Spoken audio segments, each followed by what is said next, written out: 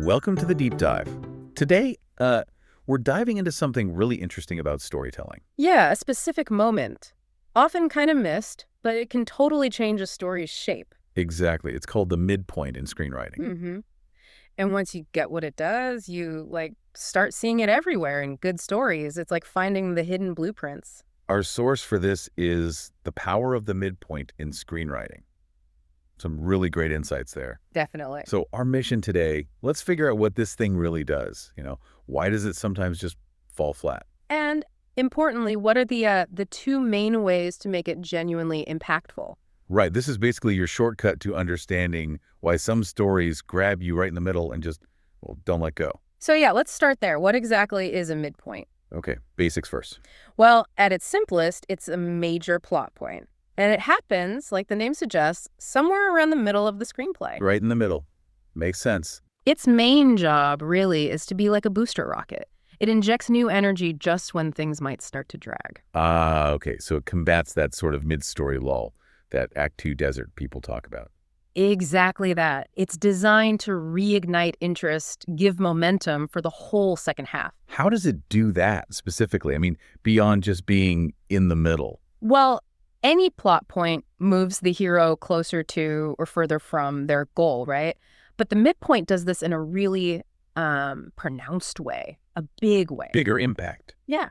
It often ramps up the stakes significantly or throws in a major twist, maybe sends the whole story careening off in a new direction. It fundamentally shifts things for the main character. And you've definitely felt this as a viewer, even if you didn't have the term for it. Absolutely. It's that moment, when the story just tightens, Yeah. the pace picks up, everything suddenly feels way more urgent. Yeah. Like, think about Raiders of the Lost Ark.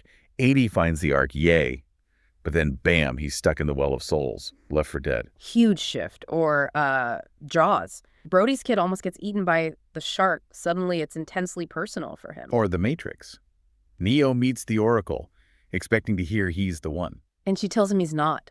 Total reversal of expectation. Right. So these moments aren't just plot points. They fundamentally change the game. And the key thing is, a really effective midpoint doesn't just move the plot. It makes you, the audience, lean in. It makes you kind of desperate to see what happens next. You're hooked for the second half. Completely. You're eager. You need to know how they'll get out of this. Okay, so it's powerful. What makes it tick then? Our sources point to two, core elements, right? Mm-hmm. Two main jobs it does. Yeah, two pillars, basically. The most effective midpoints, they do one or both of these things. Pillar one, they increase the opposition. Make the goal harder to reach. Exactly. Or pillar two, they raise the stakes. Make the goal more important or more urgent. Mm-hmm. Either one gives the story a needed jolt of tension. Put them together, even more powerful. So is this where common screenwriting advice comes from? Like, you hear things like, add a ticking clock, or time for a big reveal, or make it personal now. Pretty much, yeah. All those bits of advice, they're usually trying to achieve one of those two things ultimately. Make it harder or make it mean more, make it more urgent. Gotcha. But here's the crucial part. For any of that tension to actually work, it needs an emotional core. Okay. Not just mechanical. Right. A midpoint only lands if it affects something we already care about, which is usually the character's goal and, what that goal means to them deep down. Okay. Let's dig into that first one then. Increasing the opposition. What does that actually look like? Well, it's anything, really, that makes the protagonist's journey tougher. It makes their path, steeper or slipperier, more treacherous. Which makes us lean in. Yeah. We want to see how they navigate it. Exactly. And it can show up in a few ways. Maybe the antagonist suddenly gets stronger, gets more power, more resources, some key piece of information. Or the flip side, the hero loses something vital. Yeah, like losing an ally or a crucial tool, maybe some critical intel they were relying on. Could even be just a brand new obstacle popping up, or the rules suddenly changing on them. Totally. A great example for increasing opposition is The Silence of the Lambs. Oh, yeah. What's the midpoint there? It's when Dr. Chilton just completely screws over Clarice's deal with Lecter. Right. He exposes it as a fake offer from the senator. Yeah, he betrays her trust, makes her look foolish, and then worse, he makes his own deal with Lecter, cuts Clarice out entirely. Oof, that's harsh. It really is. Yeah. And it works so well because it hits Clarice right where she's most vulnerable. Her fear about the lambs, about being weak. Exactly. Her deepest fear is being powerless, unable to save the lambs. And this moment, it feels like proof that her fear is justified. that she's too small, too weak for this world. So it reinvests us emotionally. It's not just procedural anymore. It's deeply personal for her and for us watching her struggle. Precisely. Massive increase in opposition, tied directly to her core emotional fear. Okay, that makes sense. So that's increasing opposition. What about the other lever Midpoint's pull? Raising the stakes. Right. Pillar number 2. We hear raise the stakes all the time, but let's clarify, what are stakes in this context? Simply put, it's what the protagonist stands to gain if they succeed or lose if they fail. Could be anything, really. Life or death, obviously. Yeah, or their career, maybe a really important relationship, even just their sense of self-worth, their identity. So how does Midpoint raise them? It can make the potential consequences of failure much, much worse. Or it can make achieving the goal suddenly way more important than it was before. Or it can make the risk intensely personal. And again, the emotional connection is key. Absolutely crucial. It works best when the new heightened tension hits the character emotionally. Because if the story suddenly means more to the protagonist, well, then we care more too. Makes sense. Example time. Let's look at The Ring. Good example for raised stakes. Okay, so first half, Rachel watches the cursed videotape. Her life is on the line. Pretty high stakes already. Right, survival. But the midpoint.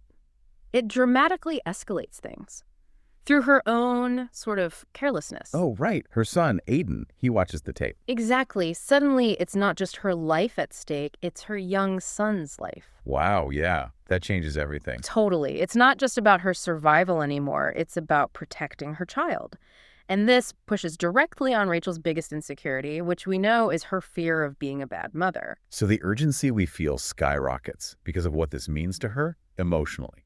Protecting her son becomes the absolute priority. Nailed it. That's raising the stakes with emotional resonance. Okay, this is clarifying things a lot. Yeah. But what about that idea? You sometimes hear that a midpoint must be either a false victory or a false defeat. Is that set in stone? Yeah, that's a common bit of structure advice, but the source material we looked at is pretty clear. There's no hard and fast rule there. You don't have to follow that specific pattern. So it doesn't have to be purely one or the other. No.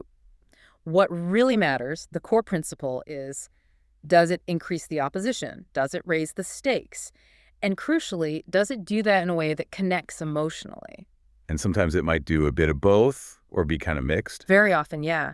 Think about the movie Big. Tom Hanks, kid in adult body. Yeah. Right. At the midpoint, Tom Hanks's character, he starts a romantic relationship with Susan, his coworker. Okay, that sounds like a win, right? He's fitting in, finding connection. On the surface, yeah, it's a win, but that same win simultaneously creates a new obstacle. It distracts him, pulls him further away from his original goal, which was figuring out how to become a kid again. So it's complicated. A step forward in one way, maybe a step back or sideways in terms of his main goal. Exactly. So the takeaway isn't about ticking boxes like false victory or false defeat. It's about focusing on the impact. Does it create new tension? Does it matter emotionally? And this understanding is not just for writers, right? This is useful for you listening when you're watching a film or reading a book. Absolutely. It's a tool for analysis, for seeing why a story works, or maybe even if you're thinking about crafting your own narrative. So let's make it practical for you. Here are some questions, straight from the source material, to help you think about midpoints, whether you're analyzing or creating. Yeah, ask yourself, what could happen right now that would make the main goal way harder to achieve? Or how could that goal suddenly become much more important, more meaningful to the character? What could possibly happen that creates brand new urgency? A ticking clock, maybe. What would hit this character right in their emotional core? What plays on their biggest fear? And how could the potential consequences of failure get even worse than they already are? Good questions. Yeah. And you don't have to pick just one answer, right? Not at all. The best midpoints often layer these things. You can mix and match, create tension coming from a few different directions all at once in that single turning point. Okay, let's wrap this up. So a strong midpoint, it's like a target you aim for in the first half, right? And then it gives you all this fresh energy, this fuel for the second half. Yeah, it really breaks up that potential monotony of Act 2. It keeps the audience locked in. Its core job, then, is creating new tension, making the goal harder or making it matter more. And bonus points, definitely, if it manages to do both. And extra bonus points if it ties directly into the character's emotional journey. So the big takeaway seems to be A great midpoint doesn't have to be some huge, flashy explosion, No, not necessarily. but it absolutely does have to matter. It needs weight, emotional weight, plot weight. It has to make the story feel heavier, more consequential. Well said. Yeah. Understanding this really does pull back the curtain on how compelling stories are built, why certain moments just land harder than others. So here's a thought for you to take away. Next time you're watching a movie or reading a novel, try to pinpoint it. Try to spot that exact moment, that midpoint shift. Yeah, see how the energy changes, how the direction or the stakes shift. Ask yourself, what is this moment doing? What does noticing it tell you about the power of these intentional turning points in shaping our experience of a story? It's a fascinating lens to look through. Absolutely. And on that note, we encourage you, as always, to keep doing your own deep dives, exploring new ideas and perspectives. Until next time.